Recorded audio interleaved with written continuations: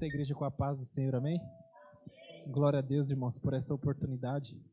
Os irmãos, se quiserem, podem tomar assento, tá? Quero louvar a Deus pela vida da irmã Wanda. Obrigado, irmã Wanda, pelo convite, pela confiança. Obrigado, pastor. Deus abençoe. Quero louvar a Deus também pela vida do Mauri, meu amigo. O Mauri me convidou, irmãos, no ano passado, e bem na semana eu fiquei doente, né? Como a gente está passando por esse processo aí de pandemia, falei, Mauri, não vai dar não, porque eu fiquei muito ruim mesmo e achei melhor a gente prevenir, né? Mas eu estou em dívida com o Mauri. Eu estou muito feliz, irmãos, nessa manhã. Glória a Deus. Que maravilha, né, irmãos? Não há nada melhor do que a gente começar o nosso dia, começar a nossa semana na presença do Senhor, irmãos. Como é bom a gente declarar para Ele o quanto nós somos dependentes dEle. Ver essa criança cantando aqui que é de joelhos. Que maravilha, irmãos. É de joelho que nós vamos vencer. É de joelhos que nós chegaremos ao céu, que nós triunfaremos com Jesus. Glória a Deus. Irmãos, eu quero ler um texto aqui no Evangelho de Lucas, no capítulo 7. Versículo 47. A partir do versículo 47, amém? Dá tempo para os irmãos encontrarem aí. Ah, que legal, tem aqui. Os irmãos acharam, amém? Que diz assim, irmãos: por isso te digo que os seus muitos pecados lhe são perdoados, porque muito amou, mas aquele a quem pouco é perdoado, pouco ama. E disse-lhe a ela: os teus pecados te são perdoados. E os que estavam à mesa começaram a dizer entre si: quem é este que até perdoa pecados? E disse a mulher: a tua fé te salvou. Vai-te em paz.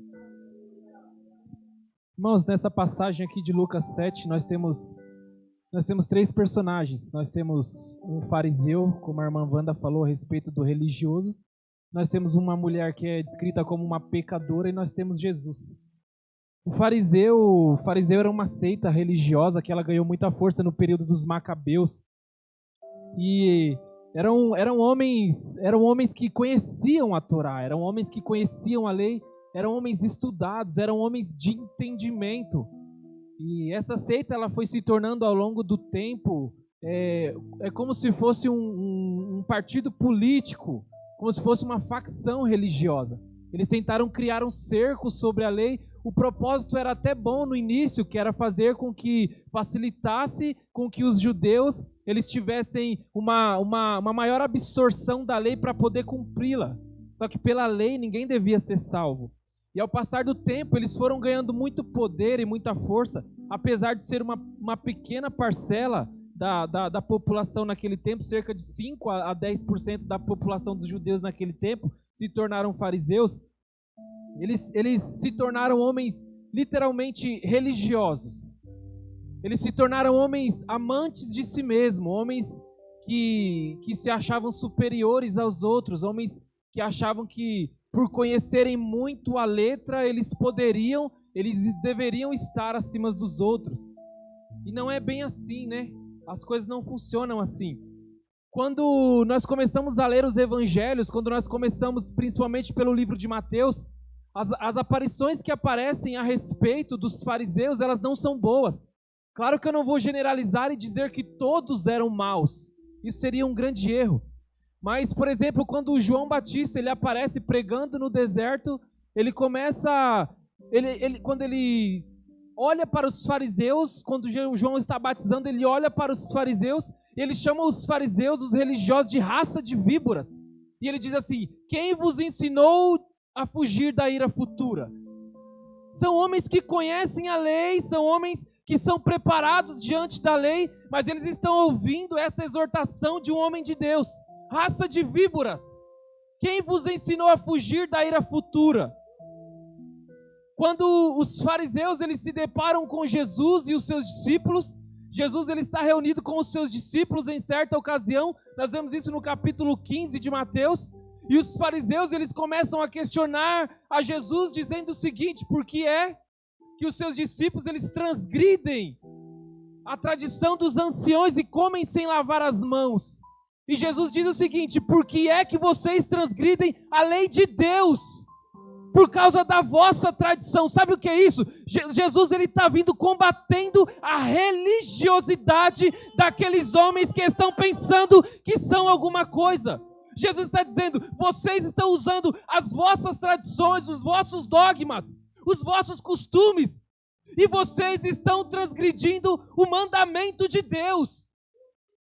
Aí Jesus diz o seguinte para eles: bem profetizou Isaías a vosso respeito, dizendo que os vossos lábios, vocês me honram com os vossos lábios, mas o coração de vocês, ele está distante de mim. Olha como isso é sério. Olha como Jesus combate aqueles que acham que são. Olha como Jesus combate aqueles que acham que podem alguma coisa, que estão presos nos dogmas, que estão presos nos seus muitos costumes. Não estou falando de uma legalidade. Os discípulos de Jesus, nessa mesma ocasião, eles chegam: mestre, explica para nós o que está acontecendo. Jesus diz o seguinte: vocês também não entendem que o que contamina o homem não é o que entra pela sua boca, mas é o que sai. Porque o que sai da sua boca procede do coração, e do coração vem os maus pensamentos, do coração vem adultério, vem prostituição, vem mentira. Jesus está dizendo: é isso que contamina o homem. O que contamina o homem não é o seu exterior, o que contamina o homem é como está o seu coração. Se o coração não estiver bom, é isso que contamina o homem. É para esses fariseus que no capítulo 23 de Mateus, Jesus diz o seguinte: na cadeira de Moisés estão assentados eles, estão assentados os escribas, e estão assentados também os fariseus. E aí Jesus diz para a multidão e para os discípulos: façam tudo o que eles falam, mas não procedam conforme eles procedem. Jesus está dizendo: o que eles falar para vocês fazerem, vocês façam, mas não pratiquem as mesmas obras que eles. Por quê? Aí Jesus diz: porque eles amam as primeiras cadeiras. Eles amam os serem vistos pelos homens.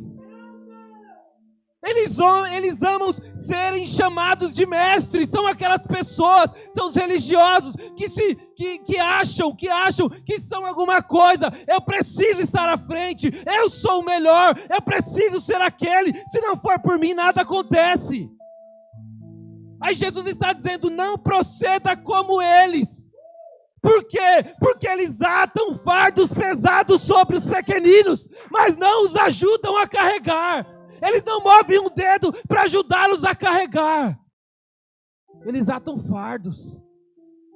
O que a religião faz com a gente é atar fardo pesado sobre aqueles que estão seguindo a Cristo. Nós temos que tomar cuidado com ela. Para esses mesmos fariseus, Jesus disse o seguinte: vocês percorrem o mar e a terra para buscar um prosélito, e quando vocês conseguem, vocês fazem ele 2 vezes mais filhos do inferno. Jesus está falando isso para religioso.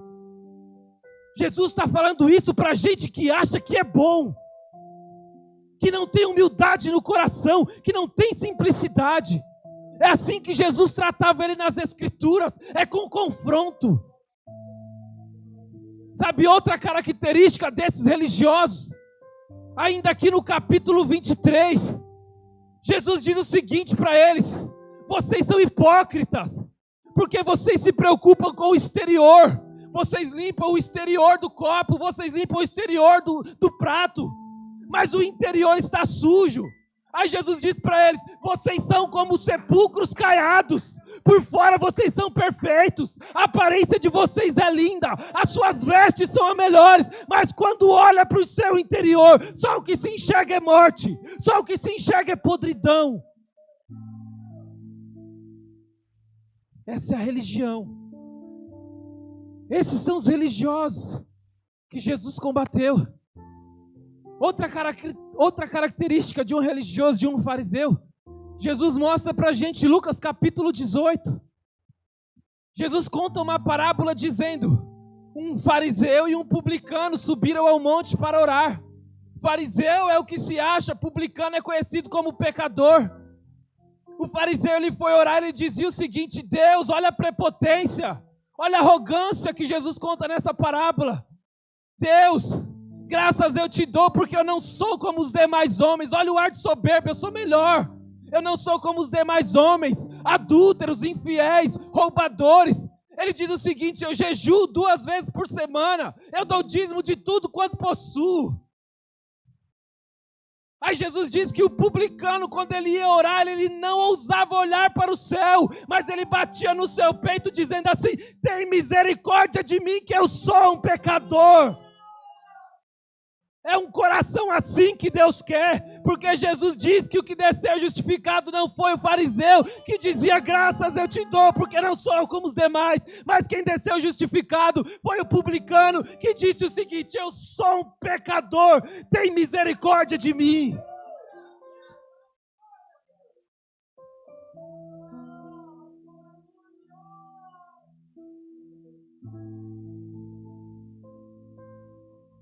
Esse é o primeiro personagem dessa história. O segundo personagem que aparece aqui é a mulher. A mulher é descrita pelo fariseu como uma pecadora. E o termo pecadora, no tempo em que foi escrito, na época em que foi usado, descrevia literalmente uma prostituta. Essa pecadora aqui, ela representa, irmãos, a humanidade. Essa pecadora, ela representa cada um de nós. Sabe por quê, irmãos? Eu não estou dizendo que nós somos isso, não. Estou dizendo que representa, me entenda. Por que que representa? Porque pecadores todos nós fomos um dia. A Bíblia diz que nós nascemos sobre o pecado, depois do pecado de Adão. A Bíblia diz que todos pecaram e estão destituídos da glória de Deus. Então essa pecadora, ela vai representar a gente nessa manhã. E o outro personagem aqui é Jesus. E a pergunta que eu faço é: será que nós conhecemos a Jesus? Será que nós sabemos quem é Jesus?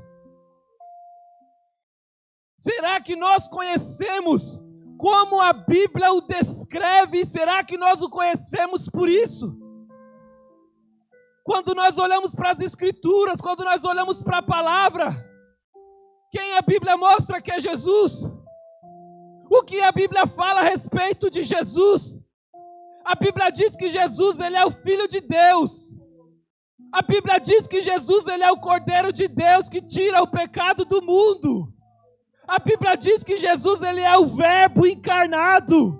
A Bíblia diz que ele é o Emanuel, Deus conosco, que ele é a raiz de Davi, que ele é a resplandecente estrela da manhã. A Bíblia diz que ele é o alfa, que ele é o ômega, ele é o princípio, ele é o fim. A Bíblia diz que ele é maravilhoso, ele é o conselheiro, o Deus forte, o Pai da eternidade e o príncipe da paz.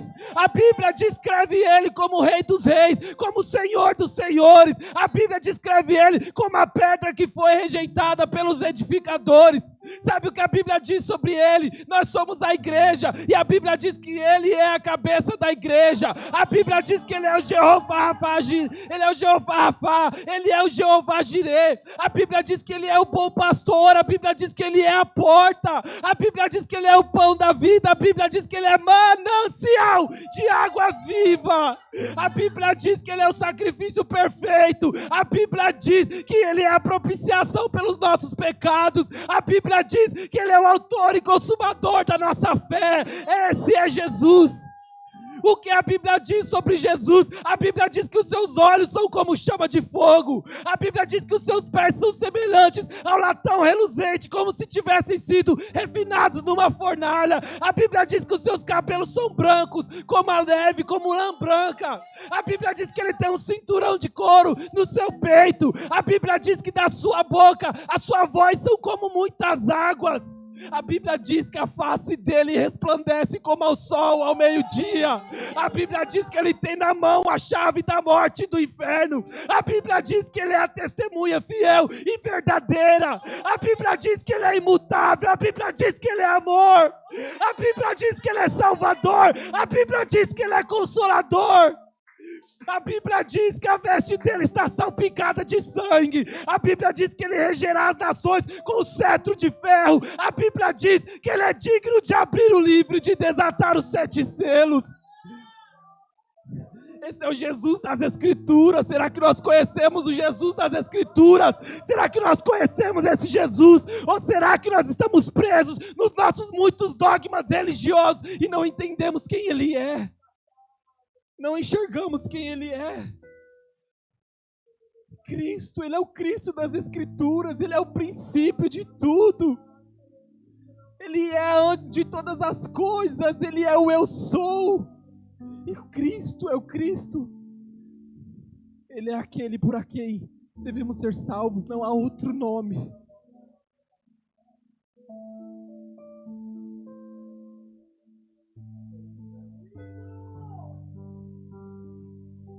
Antes de entrar direto na passagem, eu preciso voltar um pouco, porque tem algumas coisas interessantes aqui nesse capítulo 7.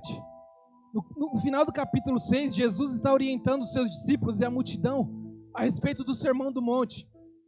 Quando entra no capítulo 7, a Bíblia diz que Jesus ele entra em Cafarnaum. E tem um centurião, que o servo dele, um servo que ele estimava muito, que ele gostava muito, está enfermo, beirando a morte. O centurião ouviu falar a respeito de Jesus. Olha que interessante, ele ouviu falar a respeito de Jesus. Então ele envia os anciões até Jesus pedindo, rogando para que Jesus viesse até a sua casa para curar o seu servo. Os anciãos chegam diante de Jesus, apresentam o pedido e dizem o seguinte: olha, esse homem é digno de que o Senhor faça isso por ele, porque ele ama a nossa nação, ele nos edificou uma sinagoga. Então Jesus sai junto com os anciões quando ele está chegando perto da casa do centurião. O centurião envia alguns amigos a Jesus e dizendo: olha, não te incomodes, mestre, porque eu não sou digno que entres debaixo do meu telhado e eu não tenho me achado digno de ir até o Senhor. E aí ele diz o seguinte: eu sou um homem também sujeito à autoridade, tenho soldados ao meu comando. Eu digo a um vai, ele vai, a outro vem, faz isso e ele faz. A Bíblia diz que Jesus se maravilhou com as palavras do centurião e diz: nem Israel tem encontrado tanta fé. Só que o que é interessante aqui é que ele diz o seguinte: quando os que foram enviados voltaram, eles encontraram o servo do centurião curado. Ele foi curado através da fé do centurião.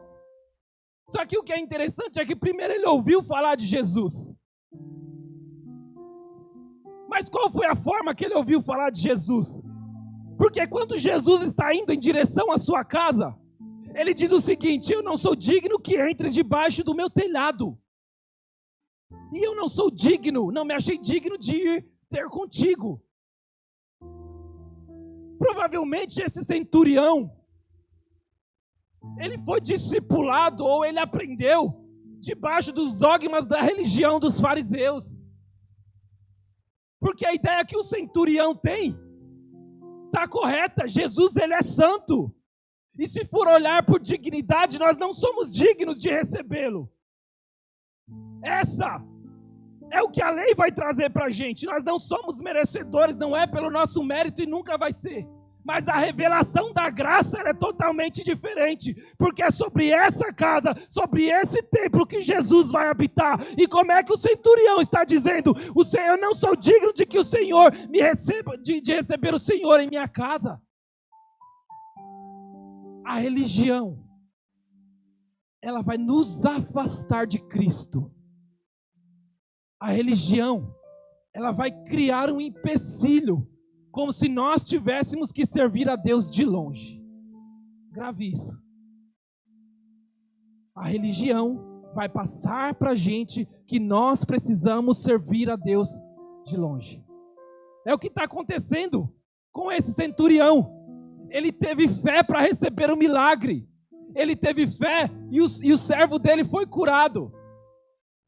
Mas eu fico pensando, quantos aí fora não tem fé para ser curado Quantos aí fora têm fé para ser curado ou até mesmo dentro da igreja, mas não tem fé para servir? Fé para receber milagre não me livra da condenação. Fé para receber milagre não garante o nome escrito no livro da vida. O que a religião faz é isso. Tem um Deus que eu prego que cura, mas Ele está distante de você. Sirva Ele de longe. Mas o que a graça e o Evangelho vem trazer para a gente, eu tenho um Deus que cura, Ele cura sim. Mas mais importante que isso, Ele abre a porta da salvação. Ele escreve o seu nome no livro da vida e Ele te livra do inferno. O centurião, o servo dele, recebe a cura. Mais do que ser curado, importa ser salvo. Depois disso, Jesus ele entra numa cidade chamada Naim. E aqui nós começamos a ver um pouco Deus da graça. O Jesus, que nós devemos amá-lo, que nós devemos respeitá-lo, reverenciá-lo, seguir a sua palavra em tudo. Jesus ele entra na cidade chamada Naim. Os seus discípulos estão indo atrás dele, a multidão está indo atrás dele. Quando ele chega perto da porta da cidade, ele se depara com outra multidão que está levando um jovem, um menino, filho de uma mãe viúva, estão fazendo o cortejo fúnebre dele. E ela está seguida por uma multidão. Quando Jesus ele avista a mãe desse menino, a Bíblia aqui, esse versículo ele é tremendo. A Bíblia diz que o Senhor ele se moveu de íntima compaixão. Jesus, ele se compadece dos seus filhos, irmãos. Essa palavra é para o coração de alguém nessa manhã. Jesus, ele se compadece dos seus filhos. A Bíblia diz no livro de Hebreus, capítulo 4, a partir do versículo 16, que nós temos um sumo sacerdote, Jesus, o Filho de Deus, que penetrou aos céus. Retenhamos firmemente a nossa confissão. E ele diz o seguinte: porque nós não temos um sumo sacerdote que não possa compadecer-se das nossas fraquezas, mas um que, como nós, em tudo foi tentado, porém sem pecado. Aí ele diz: chegai-vos, pois, com confiança ao trono da graça, a fim de alcançar misericórdia e achar graça, a fim de sermos ajudados em tempo oportuno.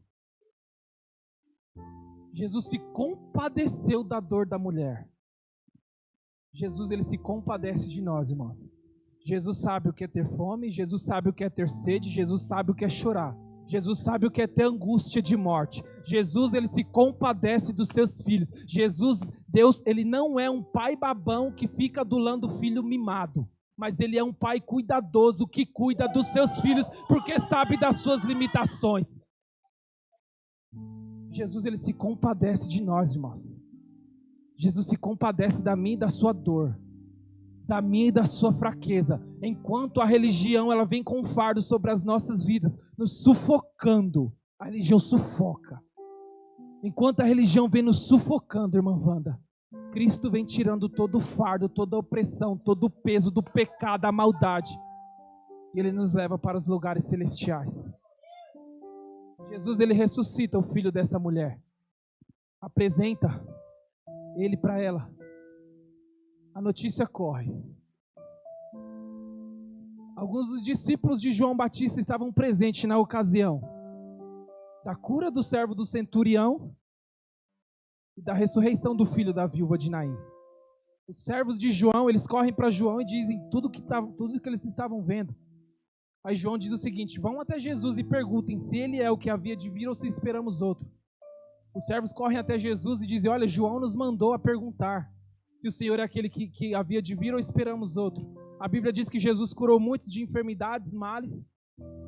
Aí Jesus diz o seguinte: olha, ide anunciar para João. O cego vê, os coxos andam, os leprosos são purificados, os mortos ressuscitam, o surdo ouve, e aos pobres é anunciado o evangelho. Aí, e Jesus diz o seguinte: bem-aventurado aquele que em mim não se escandalizar. Os discípulos de João, eles saem. Aí Jesus começa a falar alguma coisa interessante aqui, que vai confrontar justamente o pensamento dos religiosos, o pensamento dos fariseus. O que é? Jesus começa a perguntar para a multidão, para os que estavam lá, a respeito de João Batista. E Jesus pergunta: o que fostes ver no deserto? Uma cana agitada pelo vento? O que fostes ver no deserto um homem trajando vestes bonitas? Aí Jesus disse, os que trajam bonitas vestes estão nos palácios. O que vocês foram ver no deserto um profeta?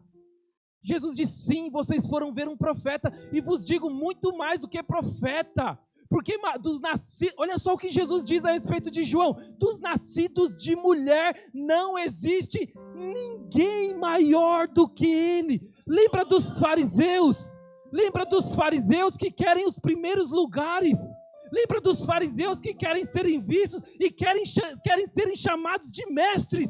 Aí Jesus está dizendo assim, para os fariseus que estão lá e para a multidão, Jesus está dando uma lição dizendo o seguinte, dos nascidos de mulher, ninguém é maior do que João Batista. Só que Jesus não para aí.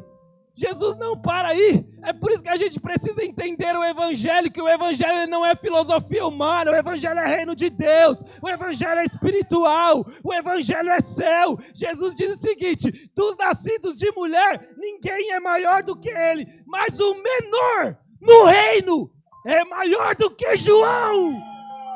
Não é tamanho. Não é o quanto você pode, não é o quanto eu posso.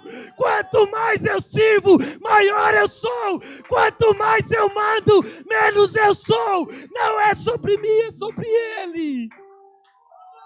É sobre ele. O menor no reino dos céus é maior do que João Batista. O menor no reino dos céus é maior do que João Batista.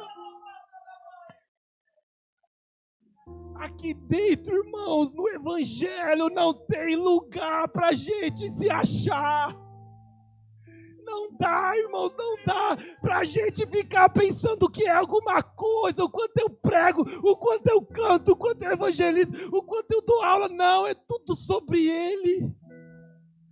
É tudo sobre Ele.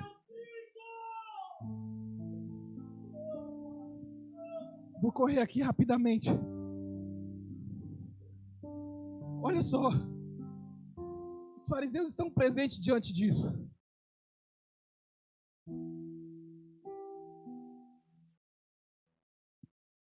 E um deles, com ousadia, ele convida Jesus para um almoço, para uma refeição na sua casa.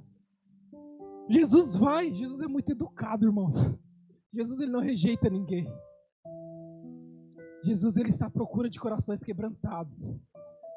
A Bíblia diz que é um coração contrito e quebrantado, Deus não rejeita. Ah, como Ele anseia, irmão, por uma igreja quebrantada, como Ele anseia por cristãos quebrantados, que não estão com a esperança nessa terra, que não estão preocupados, como a irmã Wanda falou, em coronavírus, em pandemia. Não, que não estão preocupados com isso, mas estão preocupados em amá-lo de todo o coração, em amá-lo com toda a alma e servi-lo para sempre, independente da circunstância. É esse coração que Deus procura na gente. Jesus ele vai até a casa do fariseu. Aí entra aqui os três personagens. O fariseu, a pecadora e Jesus. Olha que interessante. O fariseu convida Jesus, Jesus vai até a sua casa. Jesus está sentado à mesa. Aí uma mulher da cidade, uma pecadora, ela fica sabendo que Jesus está na casa do fariseu. Então ela toma um vaso de alabastro com unguento e ela vai até a casa do fariseu. Ela chega. A atitude dessa mulher aqui me impressiona, porque é um coração assim que eu quero. Ela leva um vaso de alabastro, o texto é claro, ela toma um vaso de alabastro com unguento. O que isso quer dizer? Qual que é a intenção dessa mulher? É ungir a Jesus. A intenção dela é ungir, ela se programou para isso. Eu vou pegar aqui o meu vaso de alabastro, eu vou encher de unguento, Jesus está na casa do fariseu, eu vou lá e eu vou ungí-lo. Só que quando ela chega, a Bíblia diz que ela estando por detrás de Jesus, chorando. Ela mesmo se tratou de quebrar o protocolo dela. A ideia dela era ungir a Jesus com unguento. Mas essa mulher, diante de Jesus, ela estava tão quebrantada que ela chega chorando. E o que é interessante é que as suas lágrimas não caem no chão, as suas lágrimas caem sobre os pés de Jesus. O choro dela está sobre os pés de Jesus. As lágrimas dela estão sobre os pés de Jesus. As suas lágrimas, irmãos, estão sendo derramadas diante de quem? As minhas lágrimas estão sendo derramadas diante dos pés de quem? Ela está derramando as suas lágrimas diante dos pés de Jesus. O coração dela está completamente quebrantado. O coração dela está completamente humilhado. Eu não sei se ela não tinha nenhum tipo de pano, mas a atitude dela é ao ver os pés de Jesus regado com as suas lágrimas, ela começa a enxugar com os seus próprios cabelos. Será que nós temos noção do que é isso? Do nível de quebrantamento dessa mulher. E o que nós podemos pensar a respeito disso? Ela está regando os pés de Jesus com lágrimas, enxugando com os cabelos da sua cabeça, e começa a ungir com unguento. Olha o fariseu, olha o religioso, olha o que a religiosidade faz, irmãos. O religioso diz o seguinte: lembra que o fariseu, ele conhece a lei? Você lembra lá no Gênesis, quando Adão e Eva pecaram? Que Deus disse o seguinte para Adão, Eva e a serpente. Deus disse o seguinte: da semente da mulher nascerá um que vai esmagar a cabeça da serpente. Sabe o que é isso? Na teologia é conhecido como proto-evangelho esse texto. Início do evangelho. Ali é a primeira profecia a respeito de Jesus no Antigo Testamento. Gênesis 3,15. Todo o Antigo Testamento aponta para Jesus. Fariseu, religioso da época, conhecia todas as profecias a respeito de Jesus. Conhecia a lei.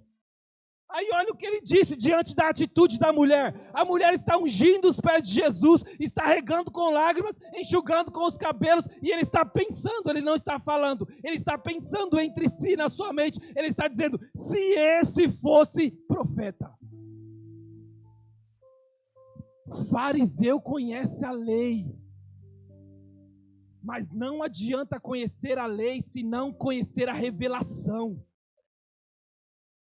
Sabe por quê? Porque a lei veio o tempo inteiro apontando para Cristo.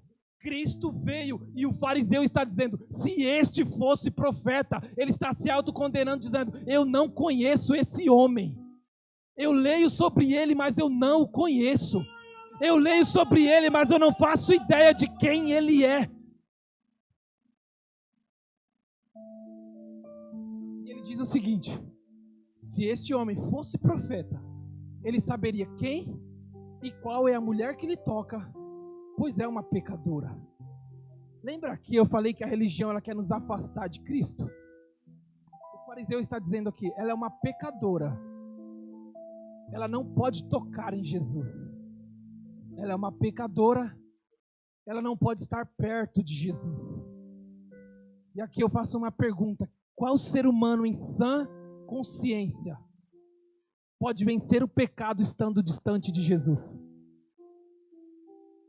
Qual ser humano que pode vencer o pecado ou chegar no céu pelos seus méritos estando diante de Jesus? Sabe o que esse texto aqui me mostra? O fariseu ele diz assim: ela é uma pecadora. Ele está fazendo aqui o que nós muitas vezes somos peritos em fazer, que é examinar o pecado dos outros e enxergar o outro muito mais pecador do que nós. O fariseu está dizendo: essa mulher é uma pecadora, mas ele não olha para a sua condição interior. Lembra do texto da ceia? É que a gente quer lembrar do texto da ceia só na ceia, que Paulo diz: examine, pois, o homem a si mesmo. Sabe o que a gente faz muitas vezes, irmãos? A gente esquece de tratar o nosso caráter e o nosso coração, e a gente se preocupa com o irmão que errou. Sabe qual é o resultado disso? Muita gente já abandonou a fé, muita gente morreu espiritualmente, muita gente não está mais no nosso meio, porque os religiosos desse tempo deixaram ficaram cegos para os seus próprios pecados e começaram a enxergar somente os pecados dos outros. E quando alguém errava, eles iam apontar, eles iam colocar fardos que nem mesmo eles conseguiam carregar. Tem muita gente, irmãos, tem muita gente que infelizmente hoje se esconde atrás dos títulos. Se esconde atrás do título de liderança, um título de pastor, um título seja lá do que for, presbítero, diácono, obreiro. Diante dos homens, irmãos, a gente pode estar se escondendo, mas diante do Senhor a Bíblia diz que todas as coisas estão nuas e patentes. Quando me chamam para pregar de verdade, eu me sinto tão pecador que às vezes dá vontade de dizer assim, eu não vou, porque eu não sou digno de pregar um evangelho santo como esse. Mas o Senhor me encoraja a ir contra os meus medos. E Ele diz, tem um chamado, tem uma obra, então vá. A condição é essa. O fariseu, ele quer ver a mulher longe de Jesus, porque ele tem ela como uma pecadora. A ideia dele aqui, parece que o texto quer mostrar pra gente, a ideia dele é de que o pecado dela vai contaminar a Jesus. Você tem que ficar longe de Jesus, porque se você chegar perto de Jesus, seu pecado vai contaminar ele. Só que biblicamente isso não é verdade. Você lembra de Isaías capítulo 6? A Bíblia diz no capítulo 6 de Isaías que no ano em que morreu o rei Uzias, eu vi o Senhor assentado sobre um alto e sublime trono. Olha o que Isaías está falando. Eu vi o Senhor assentado sobre um alto e sublime trono. O seu séquito enchia o templo, os serafins estavam acima deles e tinham 6 asas. Com 2 cobriam seus pés, com 2 cobriam o rosto, com 2 voavam. Aí a Bíblia diz que uns clamavam para os outros, dizendo, Santo, Santo, Santo é o Senhor, toda a terra está cheia da sua glória, os umbrais das portas se moviam com a voz do que falava. Aí a Bíblia diz que Isaías, tendo essa visão, tendo essa revelação da santidade, do trono da majestade de Deus, ele diz assim, ai de mim que vou perecendo, porque sou um homem de lábios impuros e habito no meio de um povo de impuros lábios, os meus olhos viram o Rei, o Senhor dos exércitos. Aí a Bíblia diz que um dos serafins voou para ele, trazendo do altar. Olha só, ele está vendo o altar da glória. Ele está vendo o altar da glória. Ele está tendo convicção do quanto é pecador. Ele sendo pecador, está contemplando a glória de Deus. Aí o serafim vai até o altar que tem fogo, tira uma brasa viva com uma tenaz e toca nos lábios de Isaías e diz, eis que isso tocou os teus lábios, o teu pecado foi purificado e perdoada a tua iniquidade. Não é o meu pecado que vai contaminar a Jesus, mas o fogo que sai do altar dele purifica o meu pecado.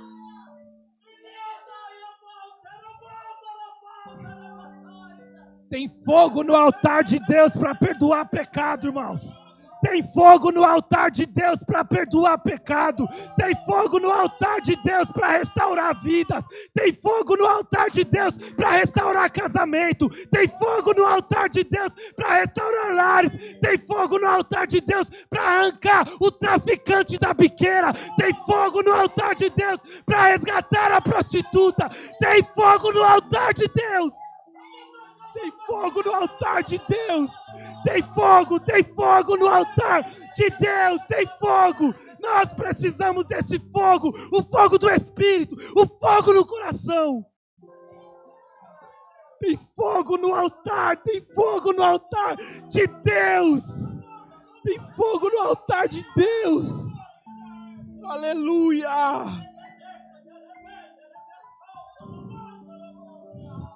Não é o meu pecado que vai contaminar a Jesus. É claro, irmãos. É claro que nós temos que ser veementemente contra o pecado. Nós temos que pregar contra o pecado. Nós temos que fugir do pecado. O pecado, ele entristece a Deus. O pecado entristece o Espírito Santo. O pecado faz separação entre nós e Deus. Mas o que eu estou tentando trazer aqui nessa manhã, o que o Senhor está falando para a gente, é que um pecador longe de Jesus, ele vai se afundar a cada dia mais. Então quando eu vejo alguém cair, principalmente o meu irmão na fé, eu não tenho que empurrá-lo para fora, eu tenho que trazê-lo para perto, porque se eu levar ele para fora, ele se afunda cada vez mais. Irmãos, eu não sei vocês, mas Jesus não me chamou para tirar joio, Jesus não me chamou para tirar quem peca, não. Jesus me chamou para levantar, Jesus me chamou para ser bom samaritano, Jesus te chamou para ser bom samaritano, Jesus nos chamou para sermos bons samaritanos. Está ferido, está caído, está sangrando, coloca sobre os ombros, paga o que tiver que pagar, o que ele gastar eu pago, mas não vai morrer na fé.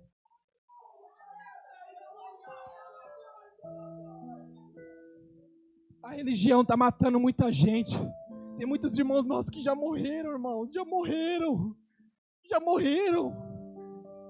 Por quê? Por causa da religião, por causa dos nossos muitos dogmas, irmãos. Porque nós estamos preocupados com isso aqui, ó. O meu terno pode esconder muita coisa. Não sei, irmãos, é pesado falar isso, mas é a realidade. A gente está acostumado, irmão. Estão acostumando a gente, alguns pregadores aí, estão acostumando a gente com muita balelinha. A nossa aparência esconde muita coisa diante dos homens.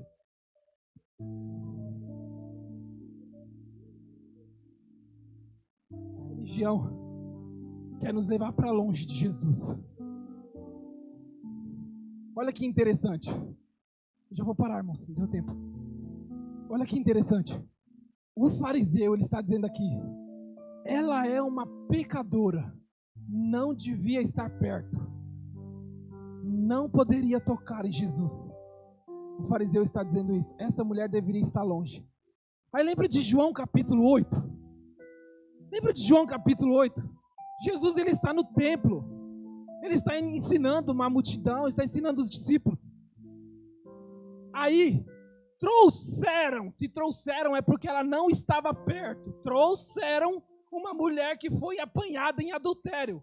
A mulher estava longe, ela estava em adultério. Jesus está no templo. Aí os fariseus religiosos pegam a mulher e levam até Jesus, dizendo: olha, essa mulher, ela foi pega no ato de adultério perante a lei, ela tem que ser apedrejada. Tu, pois, o que diz? A mulher estava longe, estava em ato de adultério. Aí pegaram a mulher e levaram para perto de Jesus. Ela deve ser apedrejada. Aí Jesus diz o seguinte: tudo bem, a lei diz que ela deve ser apedrejada. Só que quem não tem pecado pode começar a tirar as pedras. A Bíblia diz que começa a sair um por um e vai soltando as suas pedras. Quando fica só Jesus e a mulher, Jesus diz o seguinte: cadê os teus acusadores? Ela diz: sumiram, não tem nenhum. Aí Jesus diz: nem eu te condeno, vai em paz e não peques mais. Enquanto ela estava longe, ela estava em adultério. Quando levaram ela para perto de Jesus, ela recebeu perdão. É uma nova história escrita. Longe de Jesus. Irmãos, dá glória a Deus por poder estar perto dele. E se você entrou aqui nessa manhã, se sentindo nessa condição de estar longe de Jesus, a palavra do Senhor hoje nessa manhã é para te encorajar para chegar para perto. O véu do templo foi rasgado. Você não precisa da oração do pregador, você não precisa da oração do pastor, você não precisa da oração de bispo, você não precisa da oração de ninguém. Fala com Jesus dizendo: Jesus, me leva para perto, sozinho eu não posso, sozinho eu não consigo, me leva para perto, me leva para perto. Por quê, irmãos? Porque quando olha só, irmãos, olha isso, lembra da mulher do fluxo de sangue? Jesus está caminhando em direção à casa de Jairo. Aí uma mulher que tinha 12 anos, um fluxo de sangue, já tinha gastado todo o seu dinheiro na medicina, indo de mal a pior. Ela ouviu falar que Jesus estava passando, ela entra no meio da multidão, ela rompe todo mundo e toca na veste. Quando ela toca na veste, não é a enfermidade dela que mancha a veste, sai virtude de Jesus e cura ela. Quanto mais perto eu estou, mais santo eu sou. Quanto mais longe eu sou, mais eu me afundo no pecado. O que Jesus quer nessa manhã é que nós estejamos perto dEle. Para caminhar com Ele, fazer o que Ele quer, viver o que Ele quer, caminhar intensamente com Ele, até chegarmos ao céu. Se coloca de pé no seu lugar. Pastor, posso fazer uma oração?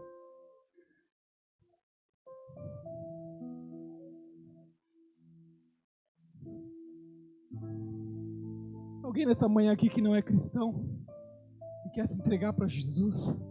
Tem alguém? Ou todos são crentes aqui? Todos são crentes? Amém. Vamos fazer uma oração, irmão. Vamos fazer uma oração louvando a Deus. Porque hoje Ele nos chama para mais perto. Você vai chegar na sua casa, eu vou chegar na minha casa diferente, irmãos. Porque essa palavra veio primeiro para o meu coração, irmãos. Jesus, Ele me quer mais perto, Pai. Pai, nós te agradecemos, Pai, por essa manhã gloriosa, Pai. Nós te agradecemos, Pai, pela Tua palavra, porque hoje o Senhor nos chama para perto, Jesus. Talvez, Senhor, talvez tenha alguns dos meus irmãos aqui, Pai, que tenham entrado nesse lugar, Pai, com um fardo pesado, Jesus. Talvez seja o fardo do pesado, talvez do pecado, talvez ele esteja com medo, Jesus, achando que o Senhor nos quer longe, mas o Senhor nos chama para perto, Pai. Eu quero te pedir, Pai, renova as nossas forças dessa manhã. Não deixa, Pai, não deixa nenhum dos teus filhos pararem, Pai, não deixa nenhum dos teus filhos desanimarem, mas renova, Pai, renova o teu povo nessa manhã, renova o teu povo nessa manhã, manifesta o teu poder nesse lugar, Jesus, porque nós queremos estar perto, Deus, nós queremos estar perto de Ti, Pai, nós queremos estar perto do Senhor, Jesus. Fica conosco, Pai, fica conosco, nos ajuda na caminhada, Pai. No nome de Jesus, Pai, no nome de Jesus, Senhor. Amém, amém. Irmã Wanda, Deus abençoe. Pastor, Deus abençoe. Obrigado, irmãos. Eu quero agradecer a oportunidade.